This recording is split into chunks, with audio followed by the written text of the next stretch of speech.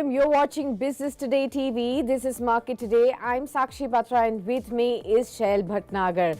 Well, it's panning out to be a superb September for all the investors as the Sensex has not declined in a single trading session this month so far.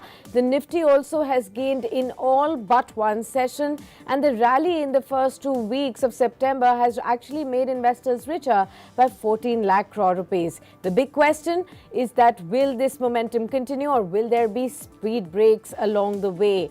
We will find out all of it, but first up, the top headlines this hour.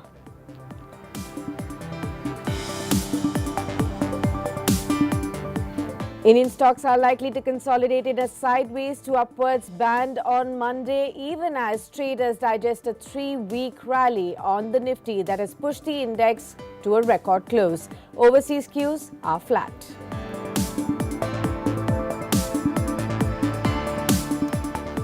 Frontline auto stocks are likely to add fresh gains as the festival season begins across India and investors brace for the second half of the financial year, which has traditionally been a better than the first 6 months.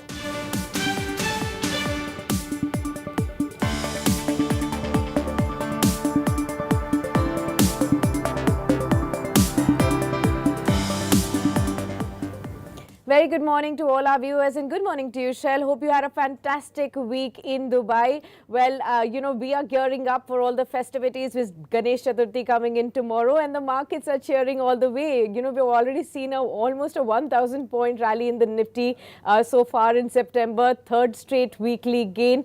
But does this truncated new week also hold promise for another positive week ahead? Good morning, Sakshi, and greetings to all our viewers who are watching us. Sakshi is in New Delhi, and I'm at the moment in Dubai, bringing this market commentary to you. Fair point that you've mentioned, Sakshi. Two things that need to be highlighted, especially for options traders. Tomorrow is a holiday, so premium contraction in options trade will be fairly fast when it comes to options premiums both on calls and put side. But overall, the trend in the market remains fairly bullish, Sakshi. You pointed out to the fact that we've seen a single down day in the previous 11 sessions in September, and the Nifty's rallied at about 1,000 points. That takes it to a record high of 20,100 points as far as the close is concerned. And it's a fairly strong momentum that I see in technical charts, in options data, in a lot of long buildups that's happening across the Nifty. And it's a combination that has worked very well over the last 3 weeks or so. So I would imagine that this week the market would pause for two reasons. One, tomorrow is a holiday for Ganesh Chaturthi, it being Tuesday. So you will have less sessions, and the market is likely to digest the smart rally that we've seen over the last 11 trading sessions. Remember, the festival season begins tomorrow with Ganesh Chaturthi.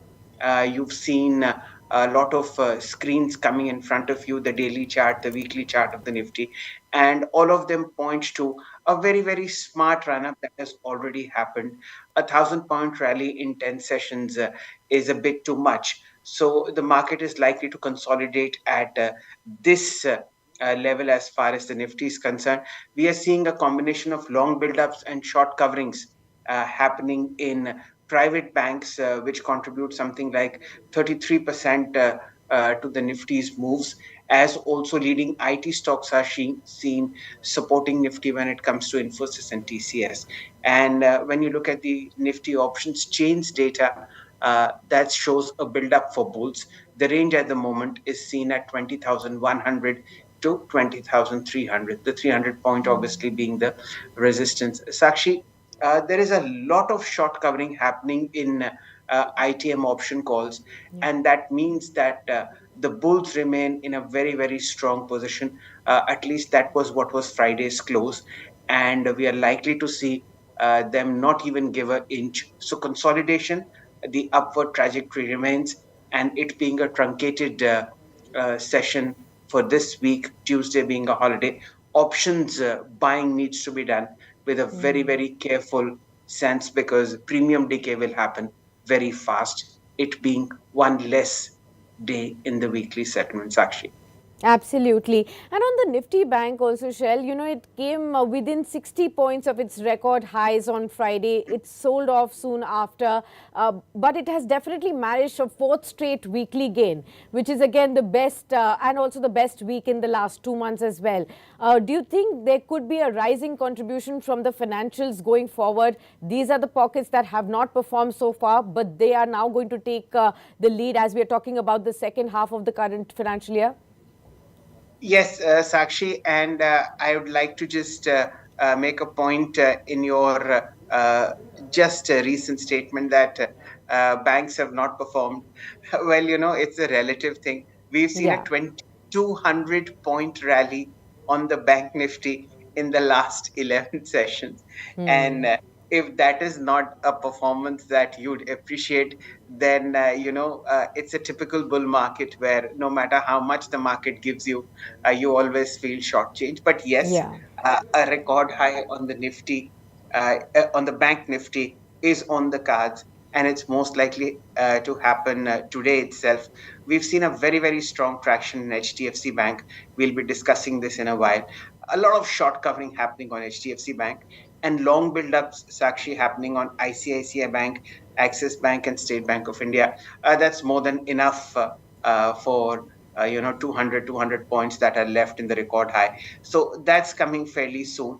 As you would know, Friday's trading range on the Bank Nifty was 280 points between the high and the low. So at 46,230, we're about 150 points shy from the all-time high of 46,350, and the options chain is actually already indicating it, that you might see a fairly strong pull up in the Bank Nifty Hmm. to a record high. Remember, this is the only major index that is not at a record high level, and that needs to change, and change it will today. Sakshi. Okay, okay. And from the FNO space, which are the stocks that you're keeping an eye out on for today, Shell?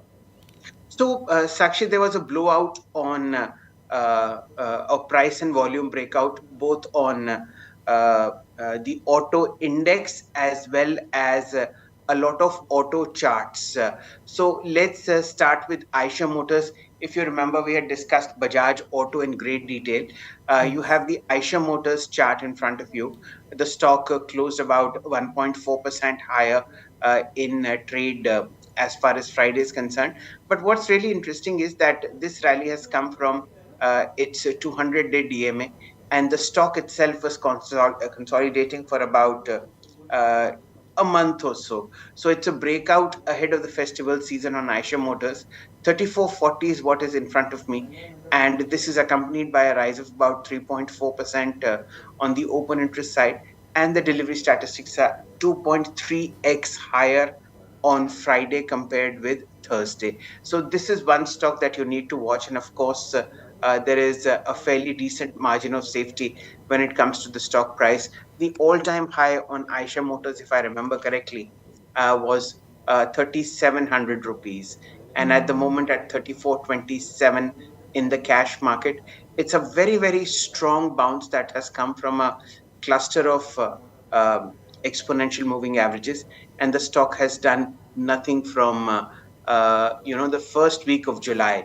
So let's see whether this breakout continues as far as Aisha Motors is concerned. The theme, of course, remains auto, and apart from Aisha Motors, there's been a very strong move that is coming in on Mahindra and Mahindra.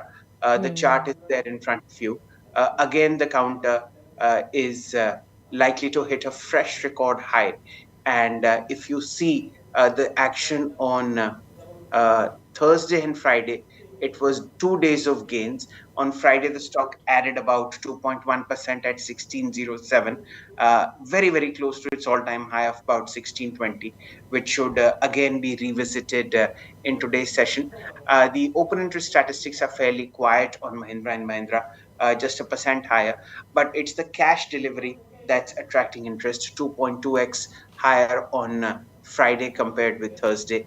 And if you look at the delivery status, if you look at the actual traded volume, On Friday, it was the highest since 4th of August. So a fairly strong run up happening in Mahindra and Mahindra, and the chart itself suggests a nice swing trade in the making. The highest volume was actually since 7th of August, not 4th of August. So a 1 month high on volume, uh, a breakout likely to happen, and the all-time high for the counter was 1605. It closed Hmm. at 1601. So these are the two stocks that I'm looking at, Sakshi. But apart from that, the entire auto space rose on Friday. Bajaj Auto record high, Hero Motors 2.7% higher, M&M and Aisha we've discussed. Tata Motors and Maruti have also done fairly well.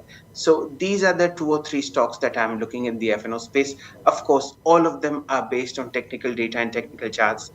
Anything that you wish to take a position on, you need to have another independent advice coming in, Sakshi. Absolutely. So the auto index was the top sectoral gainer on Friday and looks like the momentum may continue this week as well. But let's also look at how the global setup is and what handover we have got from the US markets. The US markets did end lower on Friday. The Dow Jones was down about 289 odd points. The Nasdaq witnessed second week of losses, and the big tech losses that led to the losses overall on the Nasdaq were Nvidia Corp and then Meta Platforms as well. So you did see about a 0.8% dip on Dow Jones, the Nasdaq 1.5%. That was the biggest fall that it saw, and S&P 500 was down by about 1.2% as well. In fact, S&P 500 erased its weekly gain as well. And now all eyes will be on the US Fed policy decision on September 20th, wherein US Fed is largely expected to hold rates steady. But of course, the rising inflation numbers would definitely have some surprises that we have to be prepared for. Asian markets slipped in the early trade following the tech declines in the US, and also as they also look ahead for a week full of central bank decisions. US, then Australia, and also the Japanese market, Japanese bank as well. Only the Nikkei is up by over 1%, but rest of the indices in the Asian markets, Kospi, Hang Seng, Shanghai, they're all slightly down in trade. In contrast, Gift Nifty is indicating a slight positive start to the Indian markets today. When we talk about the flows, the overseas investors have remained net buyers of the Indian equity markets for the second consecutive trading session as on Friday. FIIs bought shares worth about 164, 165 odd crore rupees, while the DIIs purchased 1938 crore rupees worth of stocks as well. Now, the two major headwinds that we need to continue to watch out for the Indian markets would be the rising crude oil prices that are now inching towards that $100 a barrel mark, and the US dollar index that's again above the mark of 105 as well. Let's also, all right, we also have a special guest with us now joining in. Devin Choksi is with us. He's the MD at DR Choksi Finserv. Welcome, sir. Very good morning to you. And thank you so much for taking the time out for this discussion on Business Today TV with me here and Shail back in Dubai and joining us right from there. First up, your take on the overall markets, sir, and the kind of global setup that we are looking at. Of course, we are looking at the September 20 US Fed, decision making. Do you think that the recent uptick in inflation figures may again put some question marks on the way the pause is expected on US Fed, and what would that have an impact? How would that have an impact on the Indian markets now? Good morning, Sakshi and Shell. Thanks for having me on the show. I believe that I think this is not going to be a game changer as far as US Fed meeting is concerned. The economic data definitely in America looks, I think, more convincing than ever before. And that does suggest that I think the country as a whole is moving in a proper direction at this point of time. In my viewpoint, I think the rate hike is not a solution. Monetary policy has a limited ability to control the inflation. That is understood. And no economist, no central bankers can permanently employ the rate hike mechanism to cool down the inflation. So the larger part of the inflation gets cooled down when you have higher amount of supply side situation. That is fairly understood. And under the economic rationale, I think we do believe that over a period of time, the supply side takes over, and as a result of which, I think the inflation cools down. However, that situation probably has not yet happened as far as America is concerned. Most of the retailers and other suppliers, I think, have consolidated. in USA, and as a result of which I think the inflation is unlikely to come down in a hurry as far as I think US is concerned. And central bankers do understand this particular subject. So in my viewpoint, I think the rate hike is not going to be immediately seen by neither US economy nor at the world at large. However, at the same time, I think the US dollar has become stronger, as you can see from the dollar index, and that is probably I think not going to work well as far as I think the other economies are concerned. So that is where probably you are going to see some amount of challenge continuing at this point of time, because I think the rest of the world I think would be importing inflation, and that's not a good news. In this dichotomy, I believe that I think the global stock markets are going to be continuously adjusting and readjusting themselves on the pricing front. And that's where one will have to remain extremely careful about, I think, buying into some of the reach valued stocks because I think they may probably not generate enough return for the portfolio of Right, sir. investors. And one will have to constantly look at, I think, good quality stocks into the portfolio given the situation. Right. Devin bhai, good morning and greetings Yeah, from Dubai. It's a pleasure to host you on the first day of the week. The biggest conundrum or the problem that the market at the moment is facing is how to justify prices in the mid cap and the small cap indices of maybe the top 50 stocks there. A lot of froth building up there, and that's getting reflected uh, the way profit booking is happening. How are you shepherding your clients, their sentiment, their expectations in the mid cap and small cap space? What is your strategy there? good morning, Shai. Well, I guess I think it's very obvious and clear that don't chase the rich valuation, high valuations. Mid cap and small caps are known to be driven because of the higher amount of pull and push factors. At this point of time, I think the pull is high more because the traders have been making significantly large amount of profits in last few months, and as a result of which, I think they are continuously shifting one portfolio to another portfolio, and that is one of the reasons for which I think the concentrated buying taking place in some of the mid cap counters, which is resulting into high amount of valuations also. Not that all these companies have started performing so well, neither I think they are showing, I think, growth which is beyond their ability to produce. So from that perspective, I think only on paper stock market is basically looking at some of the growth numbers, which I believe that I think some of the mid and small cap companies really have a struggle in executing, even though they may have prospects ahead. So one will have to be mindful of that. And probably, I think the reach valuations of mid and small cap companies, I think, are not a good time to buy into those companies.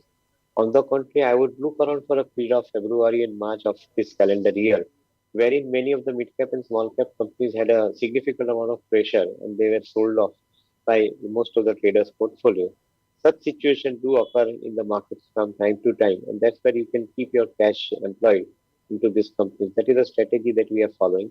We have been communicating to all our customers that it is time today to buy into some of the large cap companies because they are value wise attractive and they have reasonably good amount of margin of safety because of the size of profit that they are making and at the same time valuation that they are quoting. So our focus currently stays on some of the large cap companies, particularly in banking and auto space. Okay. We've just discussed auto in some detail ahead of the festival season. What would be your top two picks in the automobile sector, Devin Bhai? Anything that you also like in the ancillary space, please share with us. Yes, I think the Tata Motors DVR, they remain absolutely convincing stories. I think as far as we are concerned, largely because of the commercial vehicle space in which the company is operating, along with passenger vehicles and other vertical.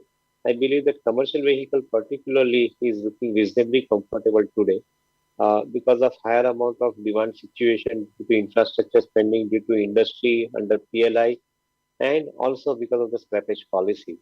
Uh, Fortunately, I think the input cost is under control for most of the autos at this point of time, so that is going good for the margin as well.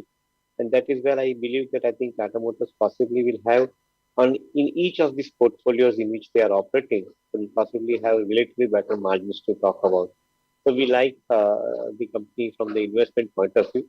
Maybe in the near term, if you may find the tailwind in form of festive demand, higher consumption in this current year, and as a result of it, more trucks I think getting absorbed into the system. That could be the near term trigger. But as I see it, like 3 to 4 years looks absolutely convincing from the point of view of investment in commercial vehicles. So we continue to operate into this company. Some of the ancillaries which are also looking good, and I think they are largely playing a role in the area of electric vehicles or ADAS system. Even for that matter, I think having the businesses, I think, which are ancillary or the ecosystem to some of the electric vehicle companies. I think those companies remain reasonably good from the investment point of view. One of the best opportunity that we see currently is Minda, Minda, which is looking reasonably attractive from the investment point of view.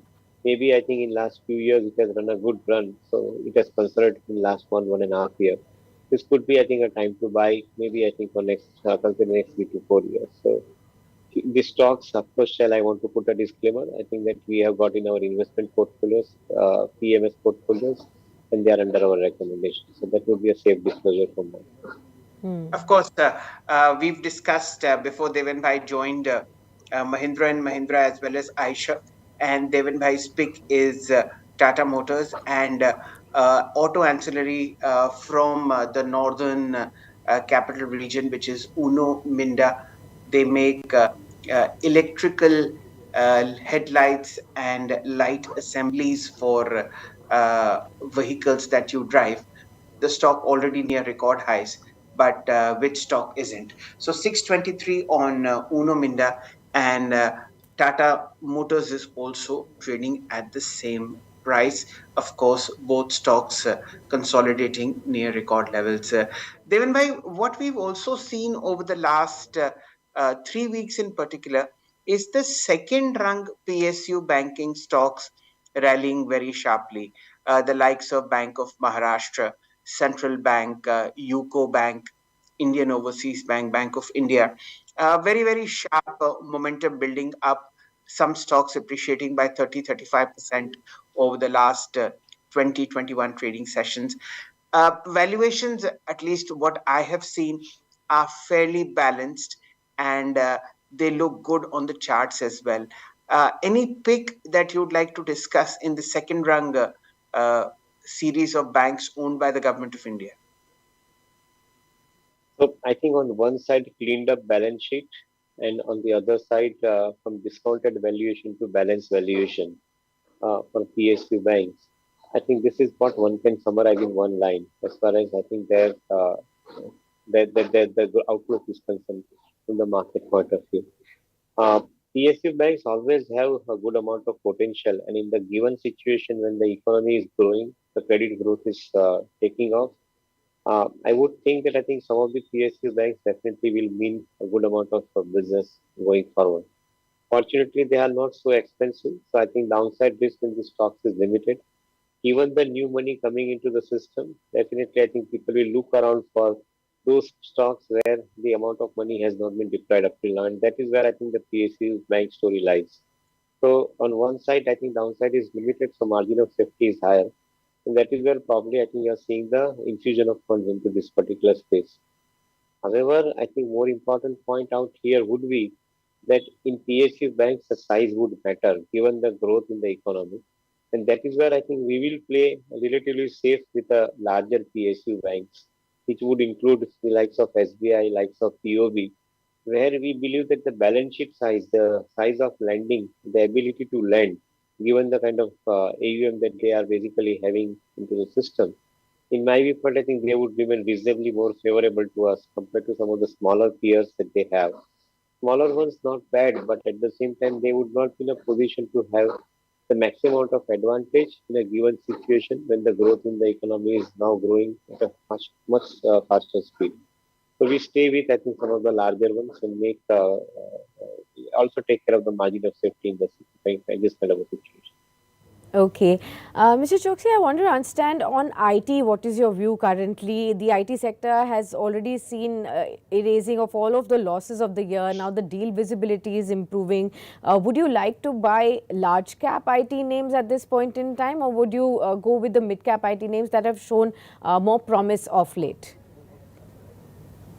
So I think my preference would remain with the niche players within the IT space, where their focus is largely in the area of the special solutions that they are providing. Some of the mid-tier IT companies are providing solution in the industrial automation space, like includes the likes of LTTS, even L&T Mindtree kind of companies. They remain, I think, specialized companies. Even the niche players like Tata Elxsi, which is basically driving significantly in three or four verticals for the growth purpose. I guess I think that company remains reasonably strong in the business environment. So we continue to like them, and they will probably produce the rate of growth which is higher than some of the peers in the large cap. Having said that, likes of Infosys, TCS kind of companies, they remain absolutely convincing from the point of view that some of the Fortune 500 companies who are their target customer segment would be shifting larger amount of their budget into cloud computing. And that is where I think the TCS, Infosys, HCL Tech kind of companies would have relatively larger amount of business to talk about from the bigger customers.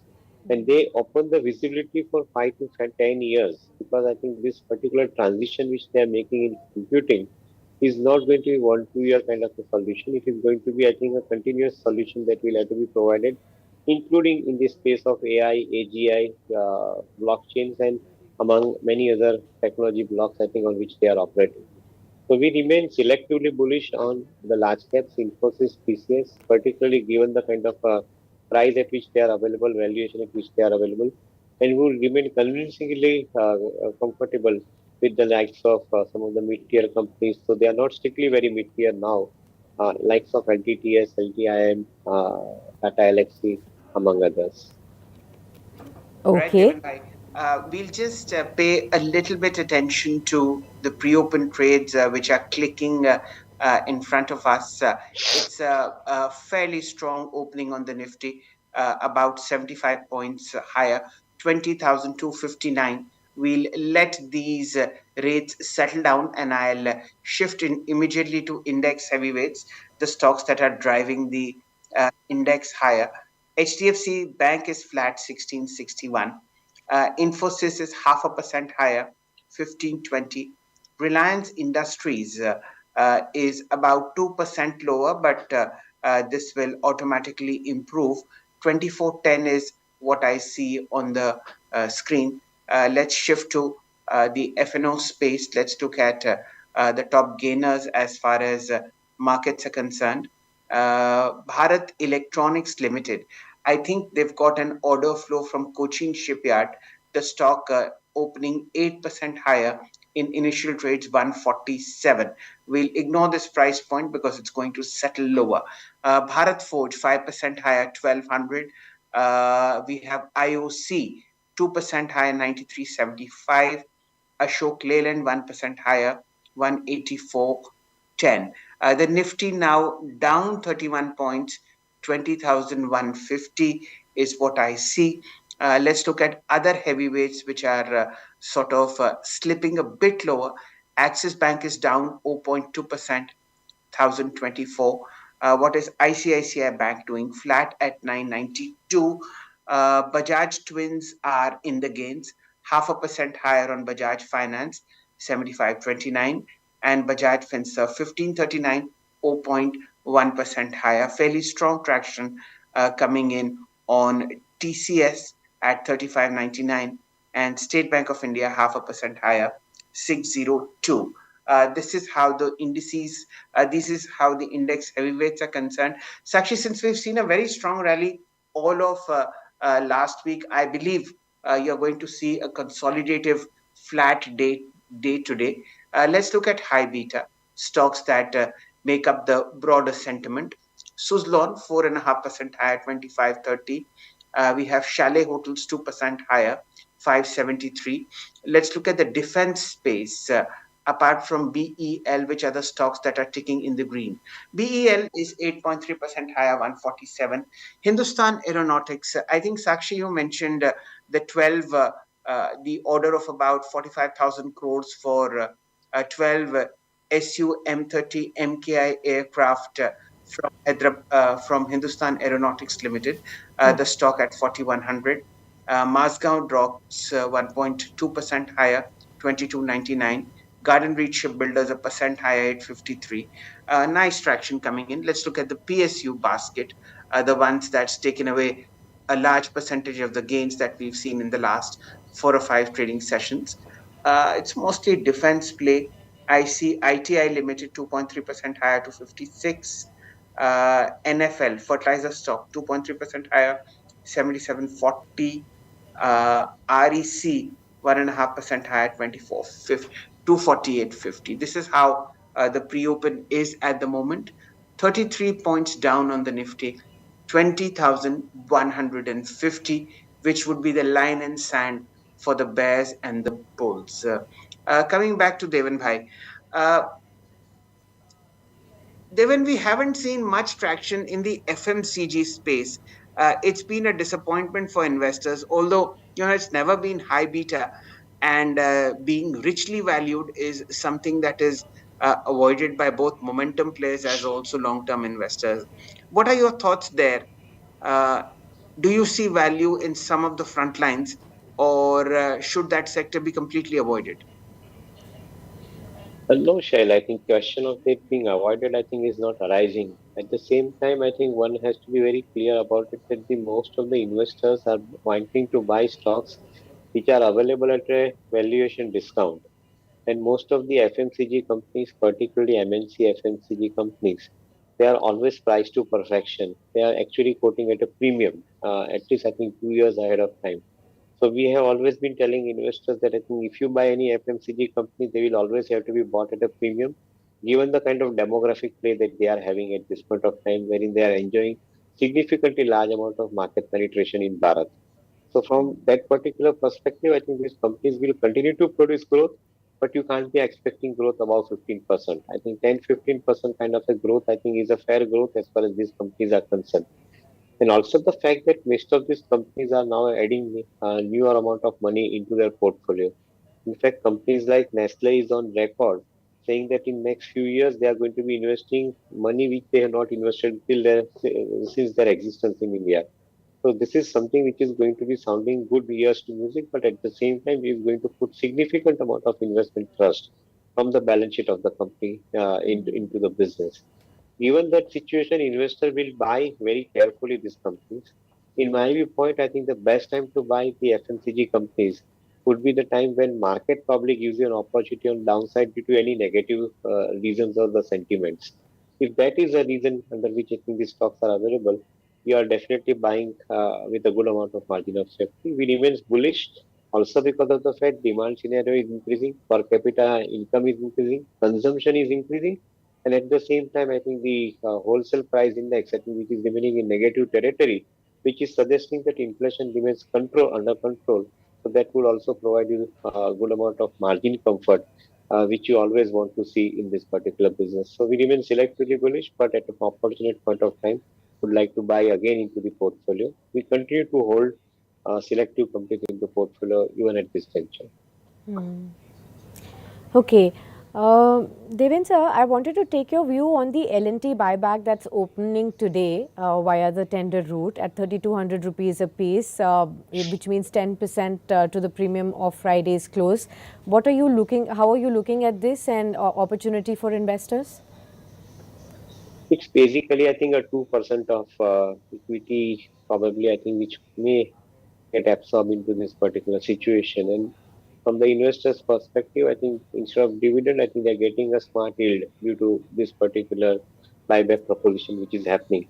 So I do believe that many of the investors may want to take this opportunity forward, and they probably, I think, take the advantage of or the arbitrage advantage, if you want to call it as, by surrendering small equity into the buyback, which as I explained, I think 2%.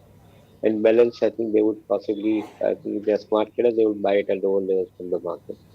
Uh, at this point of time, I think I look fundamentals of the company as more strong proposition. They already have a 3 year of order books execution and visibility at this point of time. And given the size of expansion which is happening in the global and the neighboring economies where L&T is concentrating, I would think that I think they would have relatively much higher amount of business to talk about. In fact, I would have wished that L&T kind of companies would have had higher amount of size or bigger size, it could have possibly helped them in the current situation in absorbing much larger orders than probably they are absorbing at this point of time.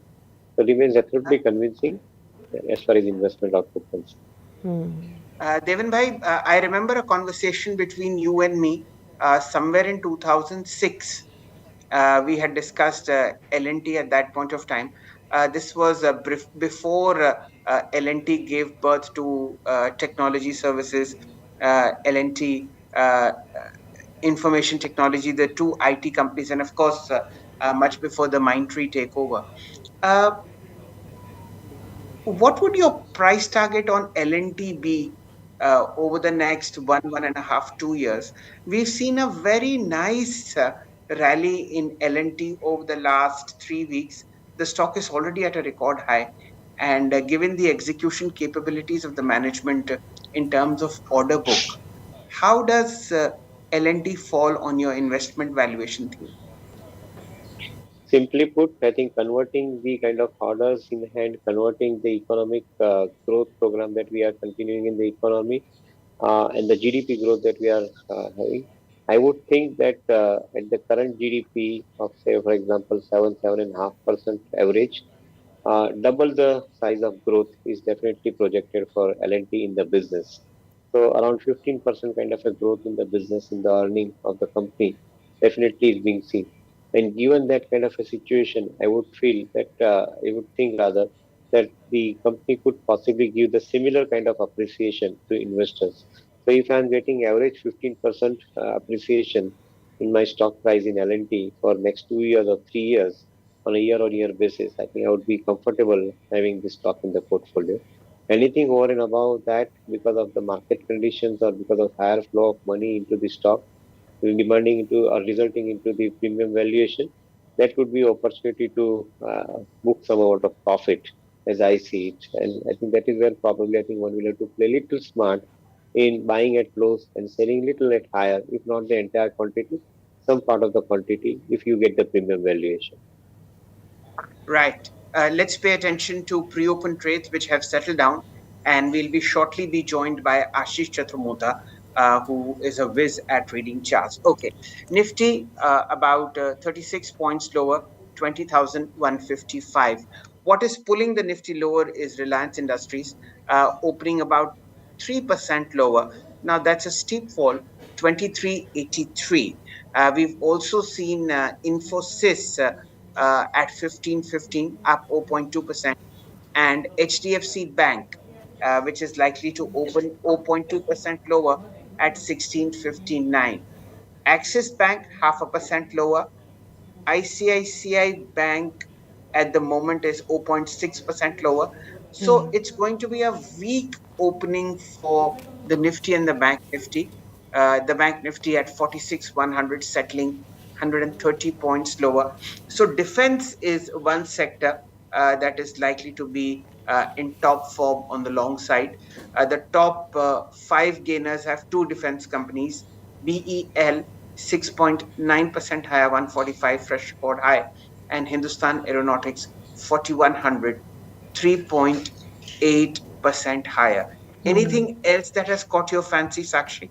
Tata Steel is the top gainer on the Nifty, Shell, and of course with the joint agreement with the UK government on investment proposal in the UK steel business, that's leading to a 2.3% surge on this one as well. So that's another stock that's sticking up, and Nifty Metals also now inching up as one of the top sectoral movers in trade on the back of such moves. We're also looking at news information coming right now that JSW Infra is going to come up with a fresh issue of 2,800 crores in the IPO on September 25. That's also pulling up the entire JSW pack, in trade today. We're also looking at NTPC, that's inching higher in trade. Again, the power companies, Power Grid is up in trade as well, about 0.8% higher in trade for this one too.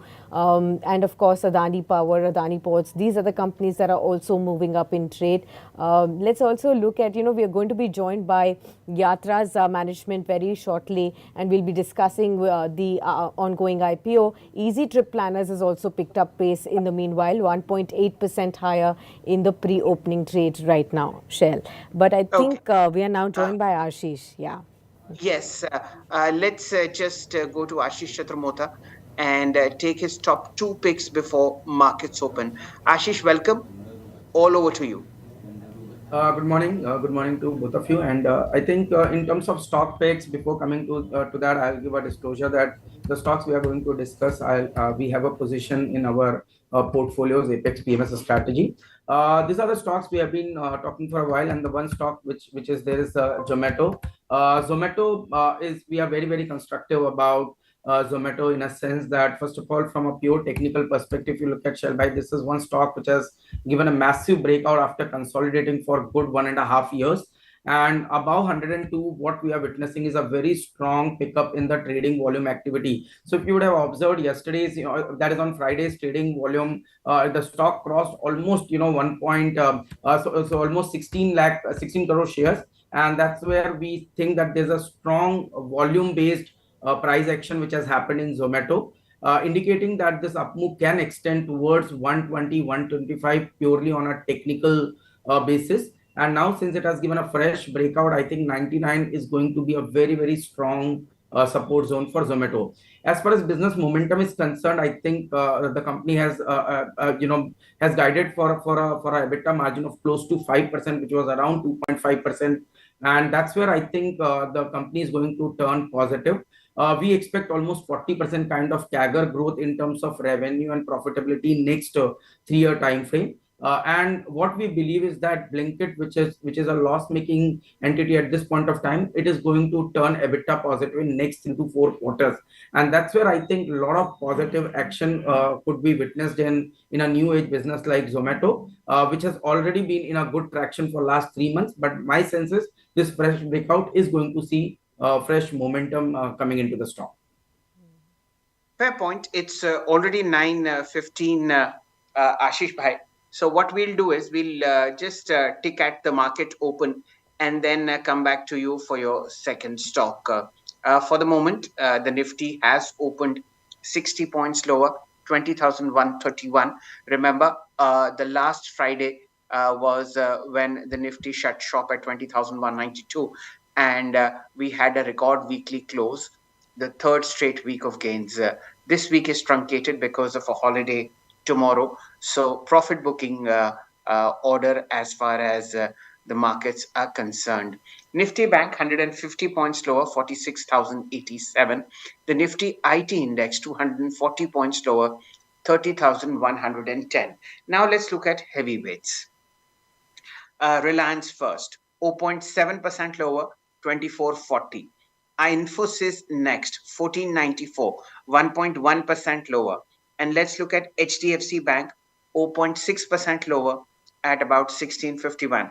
Now, these are the three heaviest weighted counters on the Nifty, and they are showing a downtick. That basically means that today is going to be a weak day, at least in the initial first half of trade.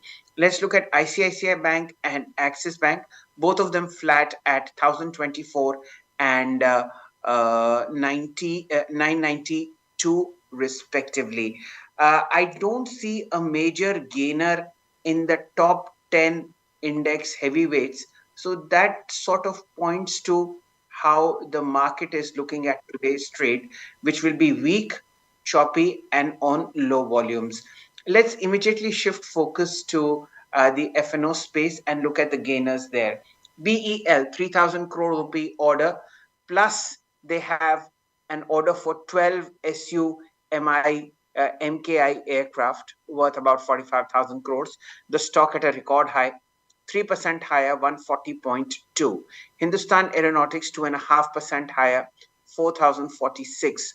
Chambal Fertilizers, Steel Authority, and Dabur are up anywhere between 0.5% to 1.5%. It's going to be Sakshi Bajaj Finance's day. Remember, the financial weekly settlement that happens on the Fin Nifty on Tuesday will be happening today. So Bajaj Finance is one stock that I'd be looking at, 7,500 as far as the charts are concerned.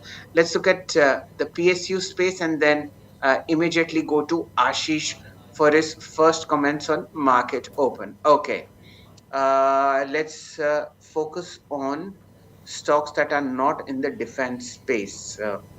RECL 0.5% lower, 243.60.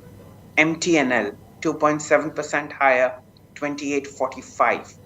GRSC, which is Garden Sheep Rich Builders, 2.7% higher, 886. Fairly strong traction coming in. Ashish bhai, your first thoughts on the Nifty? Sure. So as far as Nifty is concerned, my sense is it's going to be buy on dip kind of situation, shall I? Because the structure is quite promising.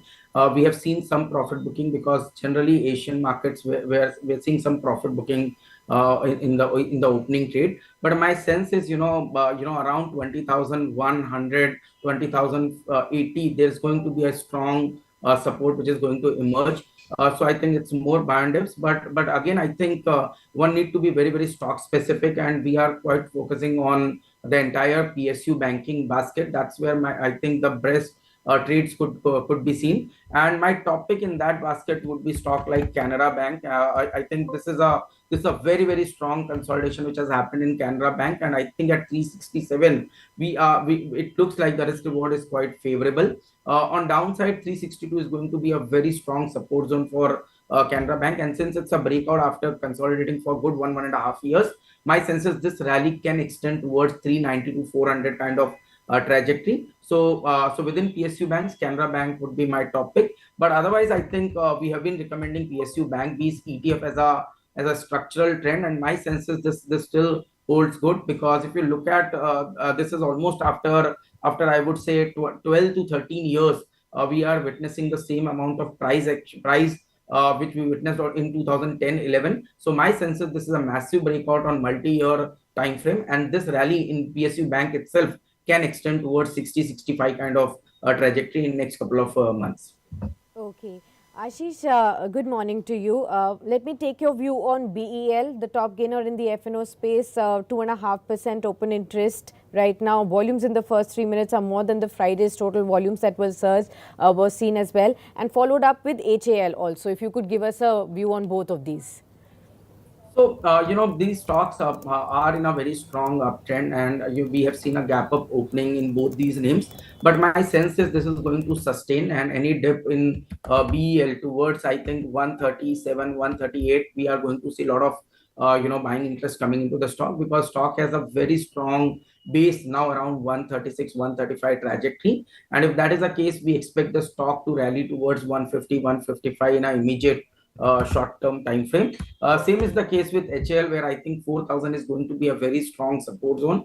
If we manage to hold above this 4,000 levels, then I think this rally has a potential to extend towards 4,200 kind of trajectory.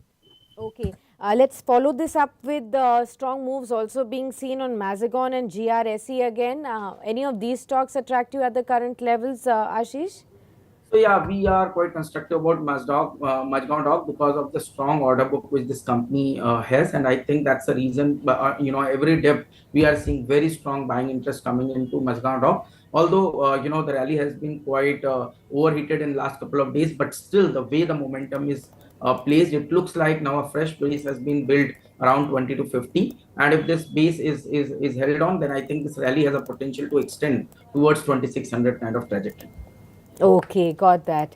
One more stock that I want to highlight right now is Easy Trip Planners that I was mentioning just before the markets had opened. 7.5% higher in trade right now at 43 odd levels. How are you looking at this momentum today on Easy Trip Planners at 43 odd levels?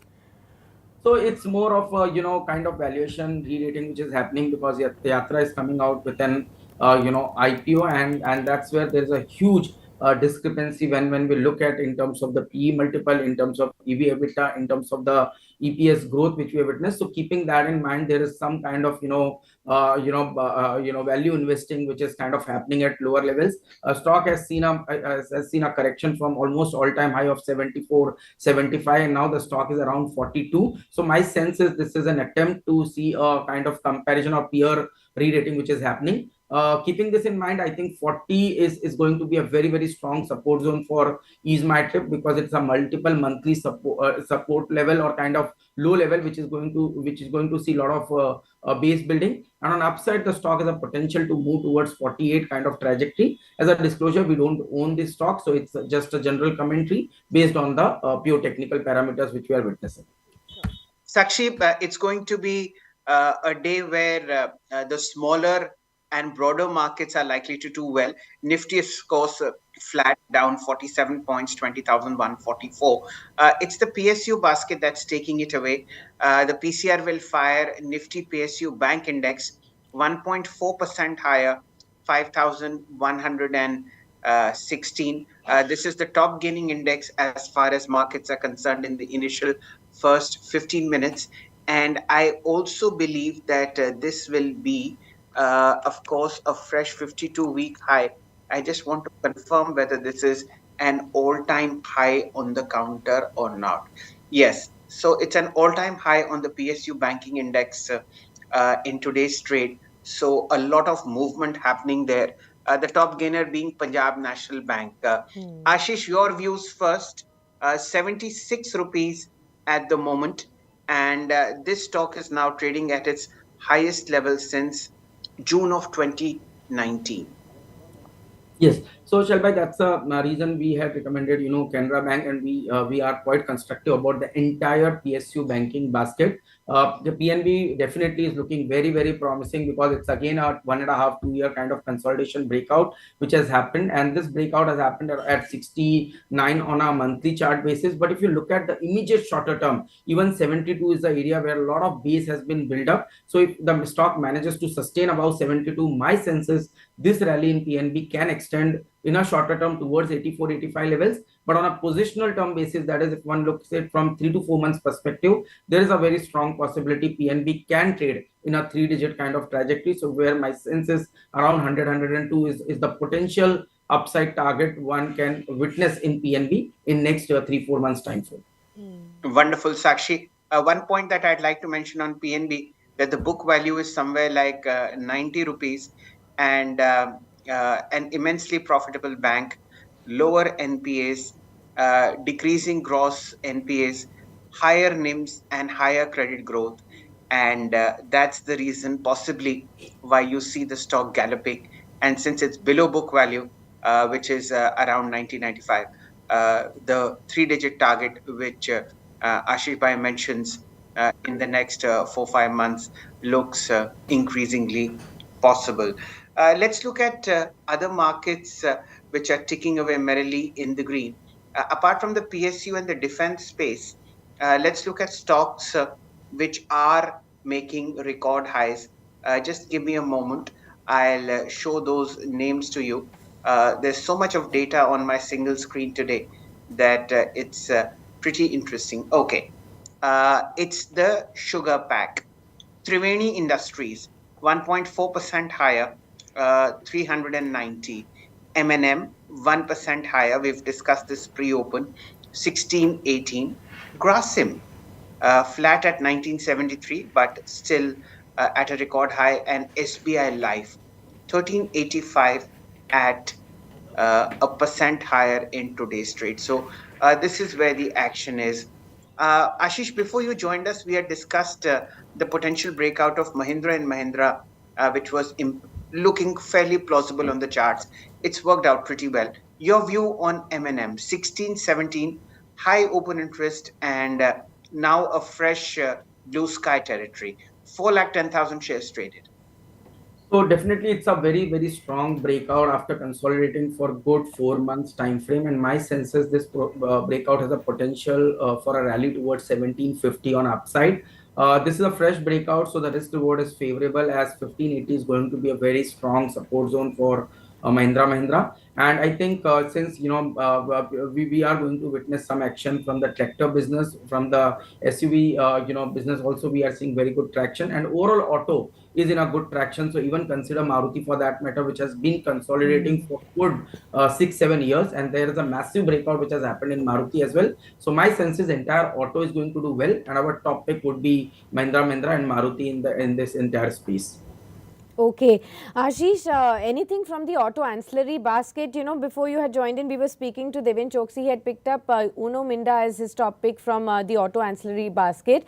Anything that you like? Because, you know, you talked about Maruti, which has been very bullish about the future of passenger vehicles. It believes that the market is going to double in the next 7 to 8 years, or they're investing 45,000 odd crore rupees in expansion. And that also speaks a lot about the order inflow that the auto ancillary space will get. Coincidentally, we also have our top pick as Minda, because this is Okay. one company which is increasing content per vehicle, very strong capital allocation, and I think since the way the capex has been done in the company, it looks like this company is well poised for next 2 to 3 year journey. So I think today's dip could be a good opportunity to look this stock as a candidate for long. And as a disclosure, we continue to hold this stock in our portfolio, and we believe that on upside 730 740 could be the potential target for the stock in next 9 to 12 months time frame. Technically speaking, 590 580 is going to be a very strong support zone. So I think using a dip towards these levels would be a prudent strategy to accumulate this stock as a position. Obviously, it's not in momentum. The real momentum will start happening once the stock crosses about 630 635 levels. Okay. Got that. You know, another stock that's moving up pretty fast is in the NSE Nifty 500 space is HFCL. 5.5% move. The company has again won orders of 1,000 odd crore rupees from MP Jal Nigam. Your thoughts on HFCL? Is that a stock that you track? So we don't track it, but yes, optic fiber, there is some amount of interest which is coming, and that's the reason a lot of these companies, whether it's Sterlite Technologies or HFCL, they are gaining some traction. And HFCL is into optic fiber and have some exposure to defense and other segments as well. That's the reason some amount of buying interest is coming, but we don't track it very closely. My sense is pure technical basis stock has a support around 72 levels, and if 72 levels is held on, then I think there could be some more upside to the stock. Okay. Sakshi, let's focus our attention on Union Bank. This is just about to scale the three-digit mark, 2.9% higher. And what's interesting is that it's the first 15 minutes of trade, and we've already seen 2 crore shares traded, which is 50% of Friday's volume. Your view on Union Bank, Ashish Bhai, 98.90. Again, a very strong breakout, Shelby, on the monthly charts, and this is after again consolidating for good 2 years time frame, with very strong volume activity in the last three trading sessions. So now my sense is 96 is going to be a very crucial support for Union Bank, and since it is entering into a three-digit mark, it looks like there could be another 10% upside which could be witnessed in Union Bank. So 110 could be the potential target for the stock in next couple of weeks, and I think for that 96 is going to be a very strong support area. Okay. Ashish, I want to draw your attention to the life insurance companies. You know, HDFC Life is now the top gainer on the Nifty pack. Of course, SBI Life is also ticking higher by almost half odd percent. Does this space have enough to show that charts have strength going forward, and, investors wanting to take a pick in the life insurance space, can they look at any of these stocks? So my sense is, Shakshi, they are mostly into a trading zone, except SBI Life, which has entered into a new fresh all-time high trajectory, and that too after consolidating for good 14 15 months. So if I have to pick within this basket, SBI Life would be my preferred choice, where I think the possibility of a move towards 1550 is very high. On downside, I think 1330 1320 is going to be a strong support zone. But if you look at the overall chart structure of most of these insurance names, whether it's life or general, I think they are into a consolidation phase, and we need to see some real price volume action to get witnessed for any structural trend to emerge. But definitely this could be more buy on dips and trading candidates rather than something which could structurally do well. But yes, from a pure fundamental perspective, we like these names, and I think that's the reason my preferred bet would be SBI Life amongst all of them. Okay. Another space that's sticking higher right now is the healthcare pack. Ashish, you know, Cipla is the top gainer today, 1.5% up. followed by Torrent Pharma, Zydus Life, Max Healthcare, the laboratory and the diagnostic space stocks, Ipca Labs, Dr. Lalpath Labs, all of them, Laurus Labs as well. How are you looking at this entire pharma basket right now? And which segment of the pharma space would you be more bullish on? Would it be direct pharma plays? Would it be the diagnostic majors or the hospital stocks? So Sakshi, since the rally is quite broad-based in the entire space, whether it's API play or whether it's branded or generic or whether it's hospitals or diagnostics, so that's the reason rather than betting on a single name, we prefer to play this entire basket through the ETF. And the Pharma Bees ETF is something which we had recommended earlier also on your show. It's quoting around 15.89. My sense is a new base has been built around 15.50. So the risk reward is quite favorable in this entire ETF of Pharma Bees. And we are looking for at least 19 to 20 as a positional target in Pharma Bees ETF. So this rally can extend, maybe shorter term. Yes, it can move towards 16.5, but positionally there is a potential for this ETF to ride towards 19 to 20 trajectory. Right. Sakshi, it's the first 15 minutes of trade that have passed. Let's just pay attention to what the Nifty is doing. Down 40 points, 20,151. I would imagine the range of 20,100 and 150 today will be the battleground for the bulls and the bears. The top three stocks, HDFC Bank down 0.8%, 1648. Reliance down 0.5%, 2445, and Infosys down 1%, 1495. These are as far as the top three are concerned. Let's spread the net wider. The ones that are on the gaining side, L&T 0.3% higher, 2916. Remember, we are discussing the 10 heaviest weighted counters on the Nifty that decide the way the index is going to move intraday. A green tick on Hindustan Unilever and ITC, 0.27% higher on ITC, 450 on the charts. The other banks, State Bank of India, now at 603, 0.7% higher. Flat trade on Axis and ICICI Bank, down about 0.5% each. Ashish bhai, your view on State Bank of India? It's reclaimed the 600 point mark after a very, very long time. I look at some more data on SBI, but what are the charts telling you? So looks very, very promising. And again, I think the stock is ready to cross its previous all-time high of almost, around 634 levels. And once that happens, I think this rally has a potential to extend towards 660, 670 in the immediate short-term time frame. Since it's a fresh breakout, I think 595 is going to be a very crucial support for the stock. If we manage to hold above this 595, the first target would be obviously the fresh all-time high, which is around 634, 635. But since it's a consolidation breakout, which is going to happen after almost 9 to 12 months time frame, my sense is this rally has a potential to extend towards 660, 670 trajectory. Okay. Ashish, let me draw your attention to the to Zomato again. You had taken out this pick of yours, 104.7 right now, 1.7% uptake. It's already taking higher. What would you say now? What are the targets that you'd recommend for those investors who may be wanting to just trade this momentum?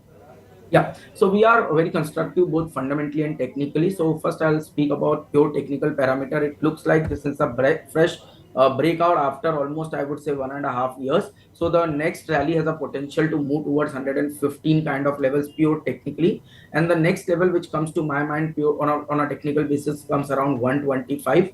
On a fundamental basis, we believe this stock has a potential to move towards 125, 130. So keeping both this in mind, I think at least 15 to 20% upside potential Zomato has from current levels.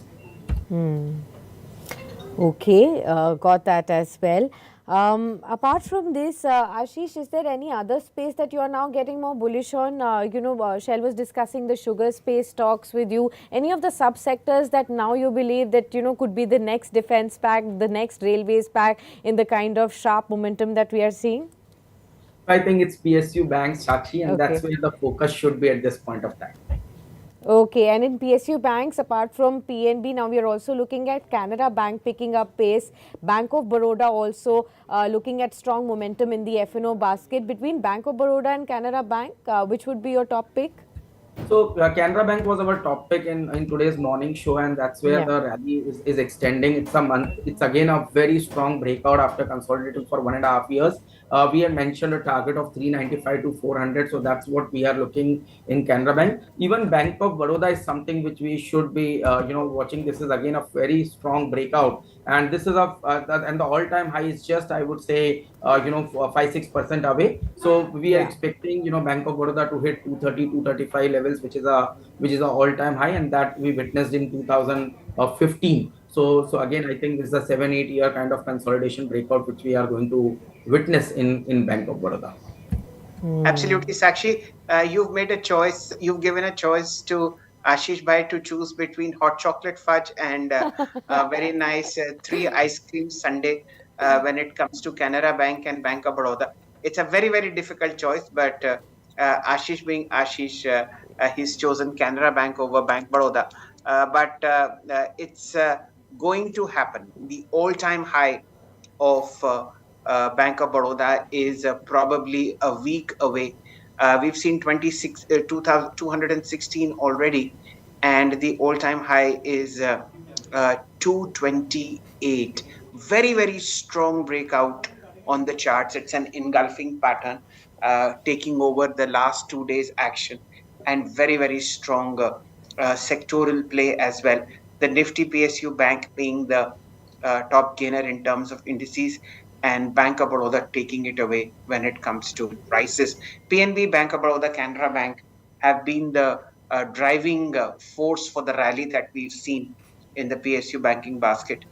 These stocks have given anywhere between 40 to 45% return in the last couple of months, and it's likely to continue.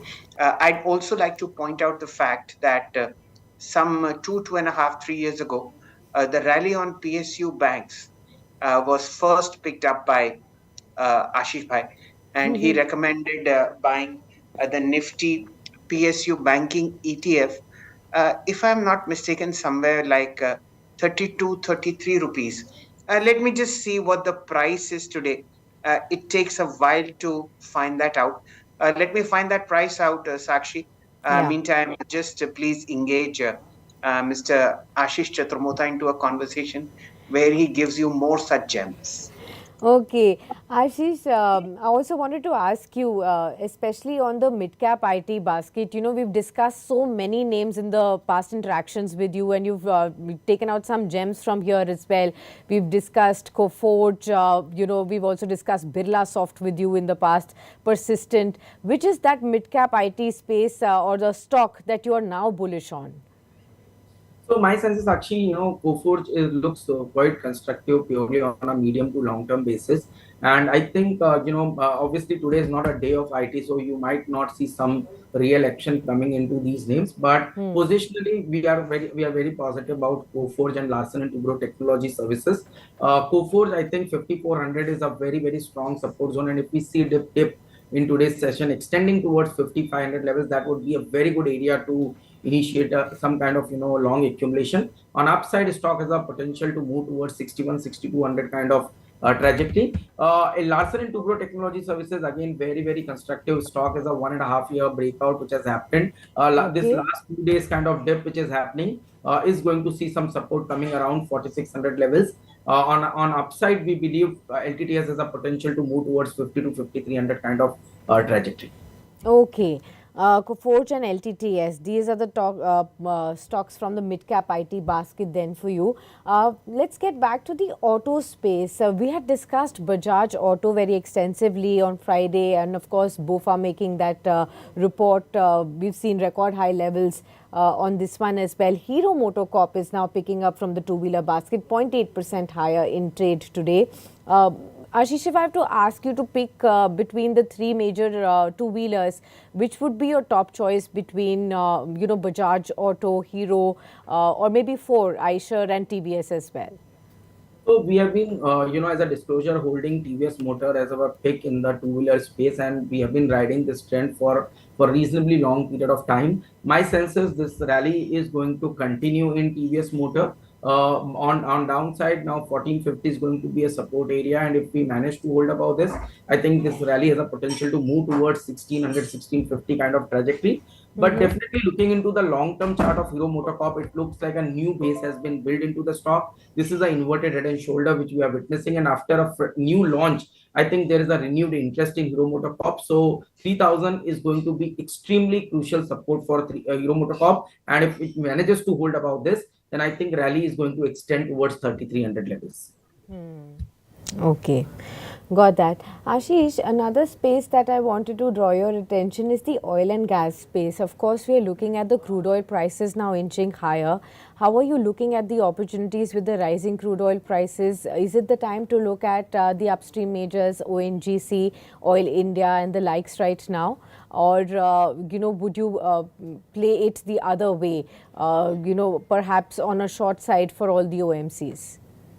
So honestly speaking, Sakshi, we don't play this entire theme, and within PS, to play this entire theme, the indirect plays CPSC ETF, because there you have exposure to the renewable energy, to the to the generation segment, the financing side, whether it's PFC or REC, and then you get some exposure to Oil India and ONGC, which is more cyclical in nature. So to avoid this kind of strong volatility in these stocks, the best play which comes to my mind is CPSC ETF, where we get exposure to defense and all. So I think directly we avoid playing oil India, ONGC, or oil marketing companies.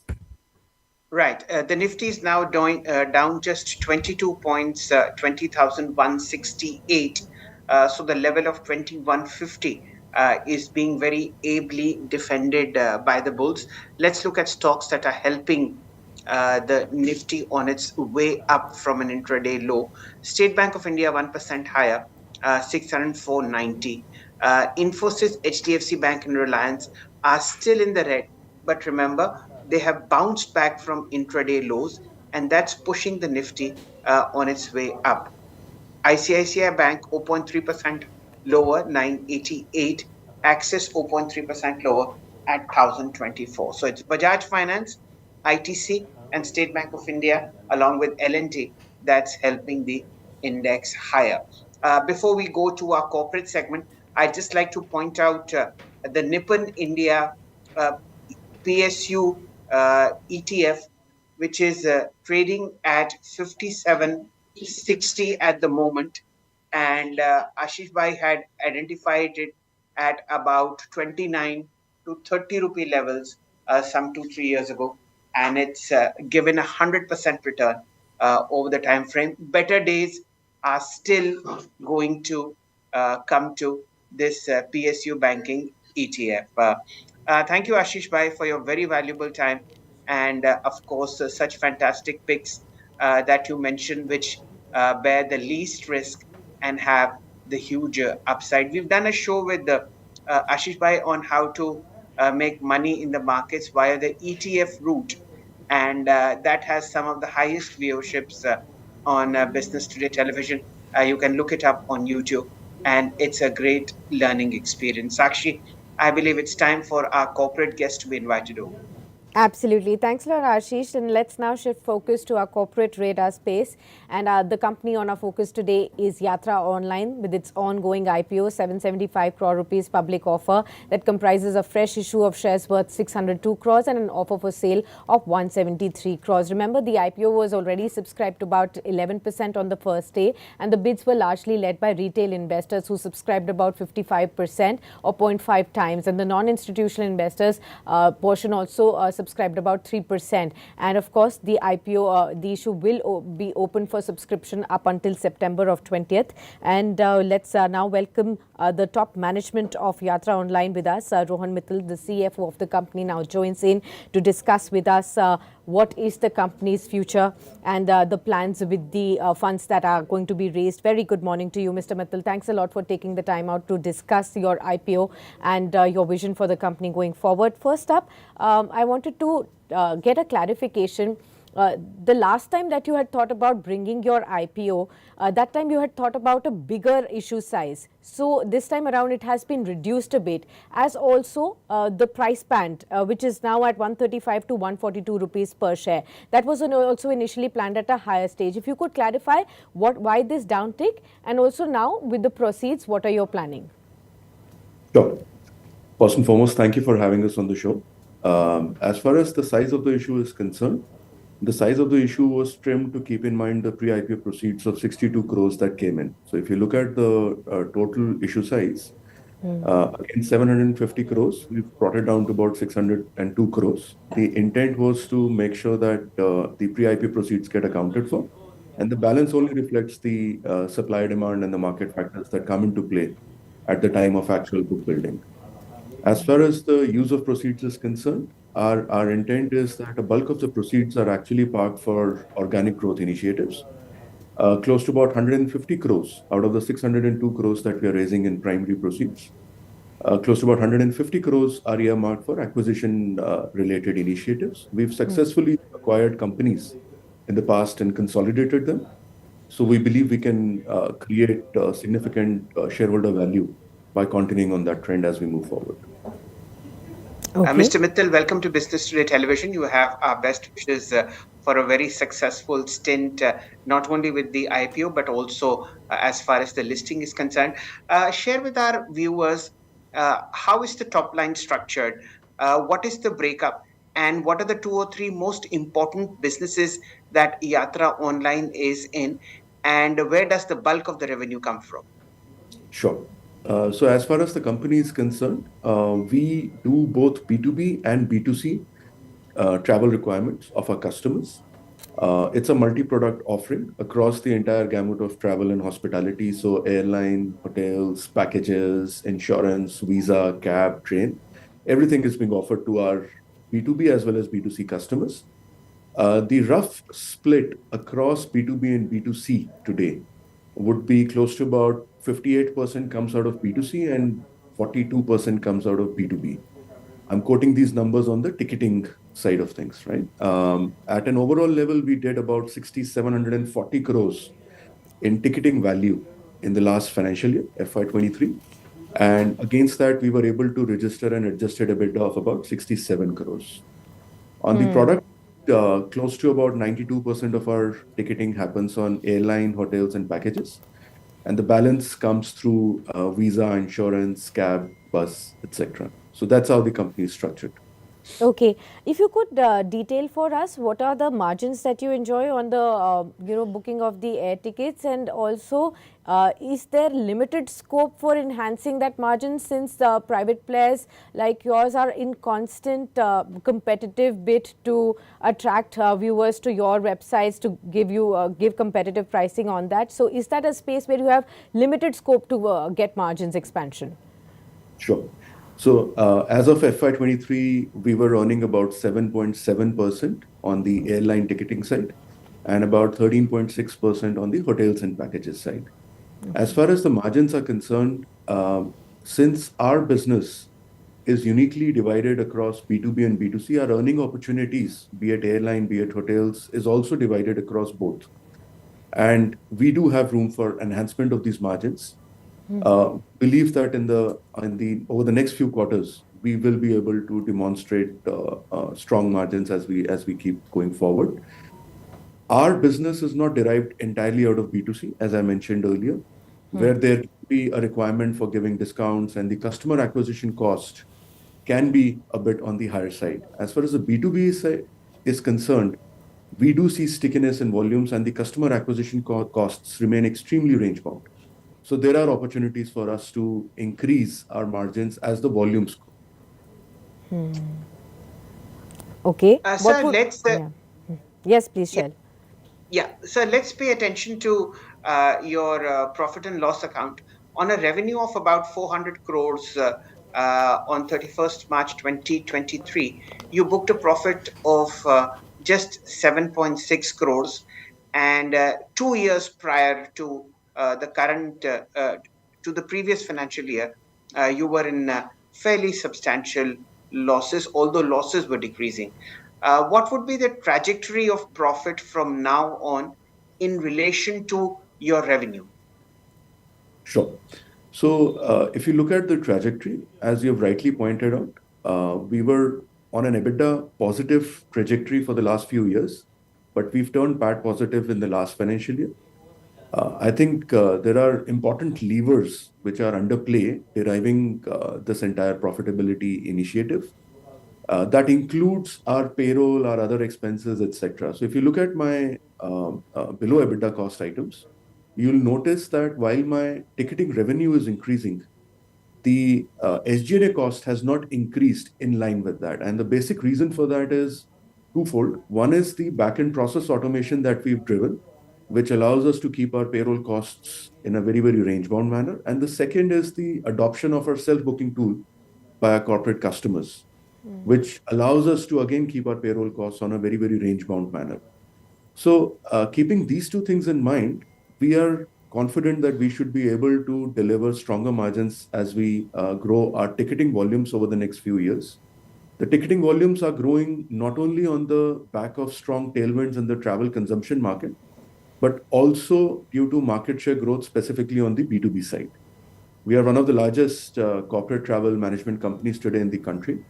And on the back of that, we believe we've created a significant moat which allows us to expand our volumes higher than the market growth rates on the B2B side. So, backed by both these cost initiatives that we've driven and successfully delivered in the past, we believe we are poised to continue to grow our EBITDA margins.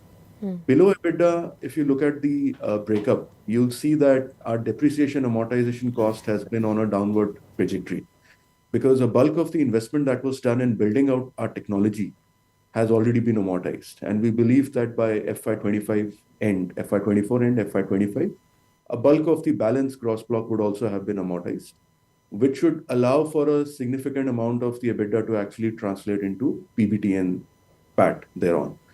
Our interest costs should also remain range bound, given the balance sheet will be much, much stronger in a post-IPO environment.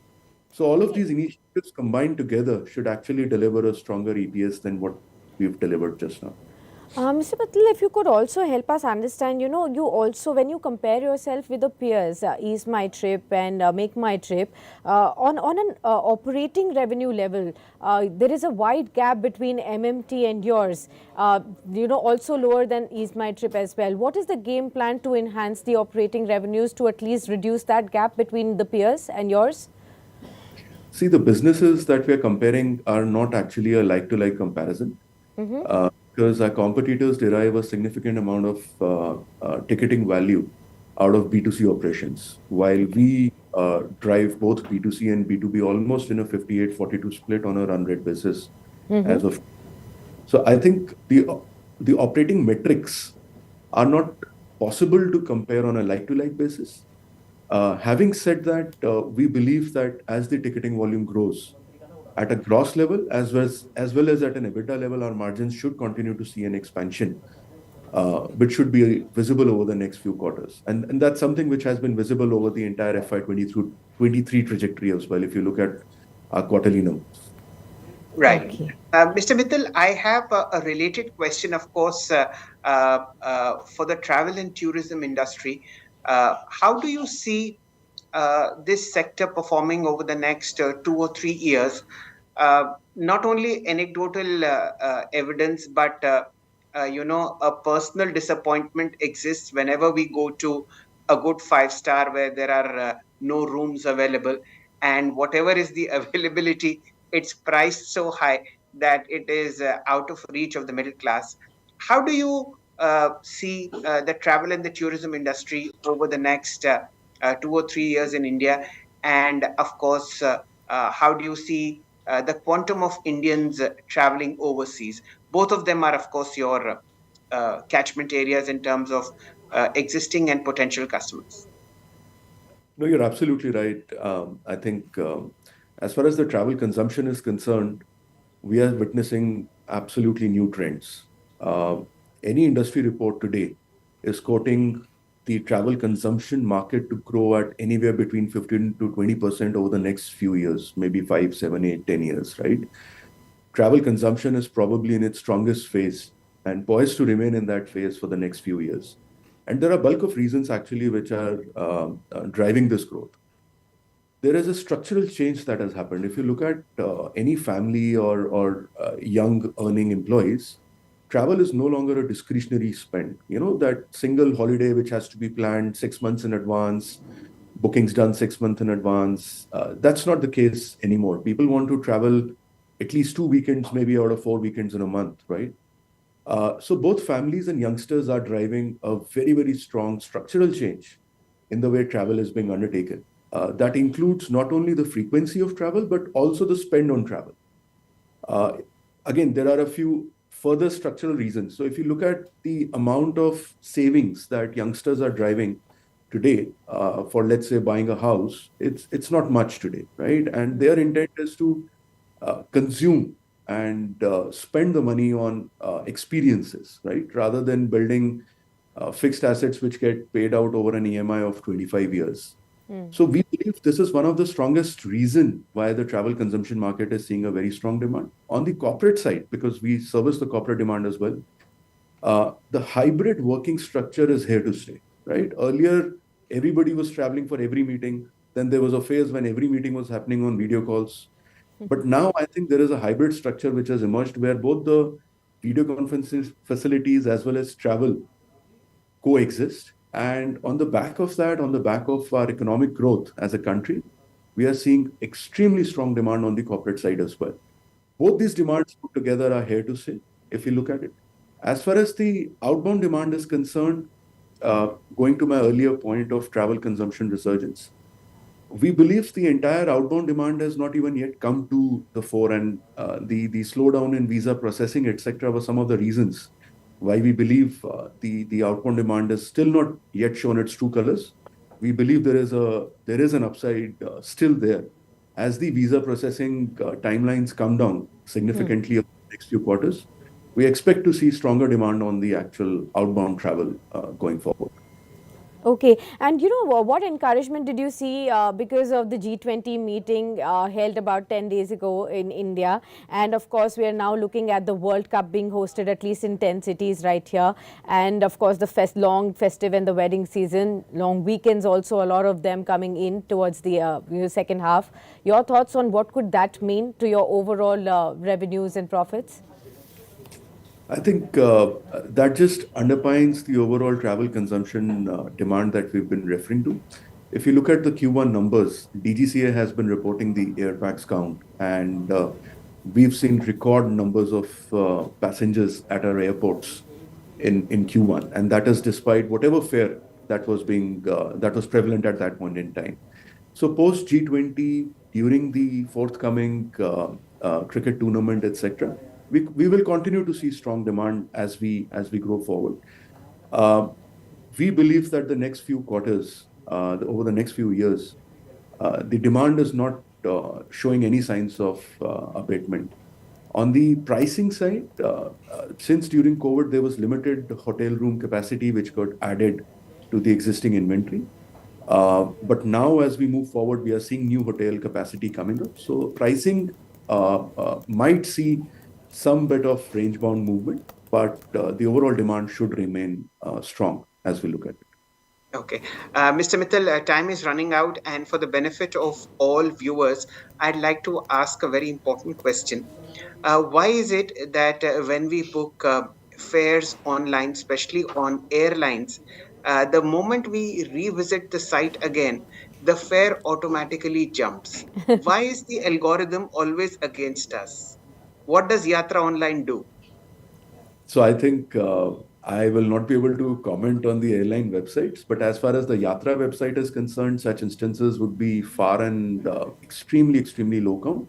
And the Yeah. only reason for that could be that, let's say, if you've selected a high a trade route or a route which is seeing a high demand, and let's say the booking was not closed in, let's say, 4, 5, 7 minutes, then there is a chance that the suppliers, the airlines, might have updated the fares during that 5, 7 period of booking interval, which could lead to a change in fare, right? Other than that, there are no particular reasons. There are no algorithm-based changes that are done, at least on the Yatra website. I'm sorry, I'll not be able to comment on any other website. No, no. This was a general question marked at the entire industry of airline websites, and I travel very, very frequently, and it's never occurred that the ticket price has actually come down. It's it's one of those things that happens, and we take it in our stride. I'm sure airlines are doing that for whatever reasons that they do it, but such is life. Anyways, If I may, congratulations from our side. Yes, sir. if I Please may, do. if I may just add as a closing remark, maybe my team can get in touch with your team, and we could perhaps help you with your corporate travel requirement. There, I can assure you that you won't face such challenges. I'm happy to connect subsequently and get that lined up. That shouldn't be a problem. Absolutely. Actually, Sakshi travels a lot more than me, but she travels for holidays and I travel for work. Nevertheless, we both travel, and we'd be very happy Yatra Online customers, I'm very sure. Thank you so much, Mr. Mittal, for your time. And Thank you. we wish you the very best as far as the subscription and listing are concerned. And I'm sure you'll be a regular feature on our show when it comes to quarterlies. Have a nice day. Thank you so much. Thank you. So, ladies and gentlemen, that's 10 a.m. for you. The Nifty is flat as flat can be after a stunning 3 week rally. It's a rest day for the index, down 22 at 20,170. The Mac Nifty 100 points lower, 46,130. Remember, tomorrow is a holiday for Ganesh Chaturthi, and the markets are facing a truncated week after a stunning rally of over 1,000 points on the Nifty in the previous 11 sessions and 2,200 points on the Bank Nifty since September 1. So it's a point of inflection when it comes to blue chips, a consolidative phase sideways to an upward trajectory on the Nifty is seen. But Monday seems to be a day when the Nifty is just taking rest after the phenomenal party that we saw over the last 18 trading sessions. And it's just cooling off, just as the Indian cricket team is cooling off after obliterating Sri Lanka on the cricket pitch. Sakshi. Absolutely, Shail, and another strong listing on the street today. Jupiter Lifeline Hospitals has now listed at a 32% premium at 973. So while the markets or the benchmarks may be flattish, there are enough and more opportunities, and buyers are heading on to all of those stocks that are making a lot of value, starting from the day one debut as well. We'll continue to track all the market movement for you throughout the trading session. So do stay tuned on to with us on Market Today, several shows as well. And at 12:30 p.m. we'll get you a live conversation on a Market Master series with ace investor Shankar Sharma. So do stay tuned for that as well. Many thanks, Shail, for being with us on this edition.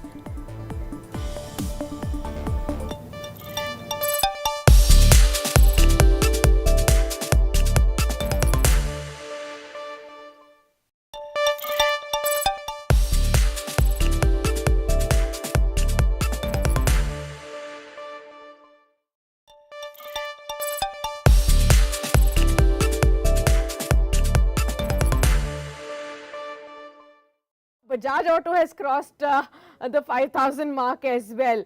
And Mayuresh, you're the best one to give us some nice lyrics here also, just like how you had spoken about last week to us. Tell us, what is your thought on the auto space? So we remain bullish, Sakshi. So I think the numbers are probably indicating that. और वे multiples हैं वो काम कर रहे हैं. तो मुझे लगता है I think we should all start speaking in tables of 10, not even 5, or tables of 50. जो मुझे आते नहीं है, so don't quiz me on that. So. But should investors say हमारा Bajaj now? It's like the question. Absolutely. The management is walking the talk. And therefore, I think these stocks have done phenomenally well. Obviously, valuations is one aspect that you can always argue about. So anybody holding on can hold on. But there is one company within the auto ancillary space, in fact, two ones, which can be kept on your radar. Uno Minda, which is a market leader in terms of both the switches part, the lighting part, the castings part as well. and they are getting large or big time into two and four wheeler wireless charging.